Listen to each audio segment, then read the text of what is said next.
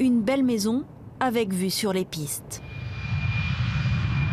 Lorsqu'ils l'ont achetée vers 2001, les habitants pensaient que c'est l'aéroport qui partirait.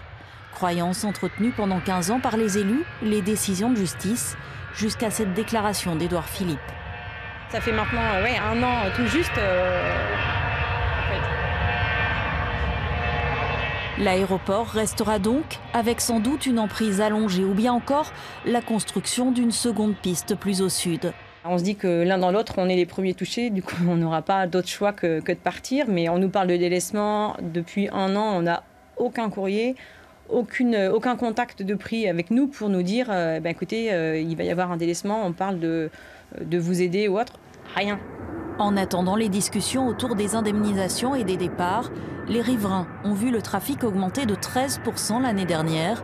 Quant aux travaux d'agrandissement, on n'en connaît que la durée estimée par l'État, 4 ans à partir de 2022, pour un budget prévu autour de 500 millions d'euros. On ne sait pas ce qui va se passer, il n'y a pas de plan B, on ne sait pas du tout, quoi. Bon, de toute façon, nous, on a décidé de se battre au moins pour une chose, c'est qu'il est hors de question que la piste soit rallongée au sud de cette affaire qui existe actuellement, quoi, hein. Il est hors de question qu'elle soit prolongée, parce que là, c'est la mort de Saint-Aignan.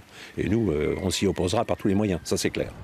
Une concertation débutera au printemps pour un projet qui sera défini avant l'été. Quant au nouveau concessionnaire, celui qui va récupérer les travaux et la gestion de l'aéroport, il devrait être désigné d'ici 2 ans.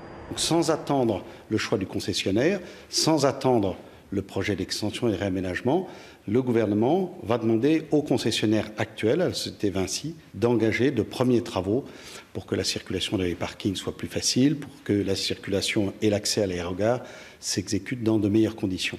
Pour l'heure, sur une année, l'actuel concessionnaire Vinci s'est contenté d'ajouter quelques bornes automatiques et points de contrôle supplémentaires pour limiter l'attente des passagers en période d'affluence.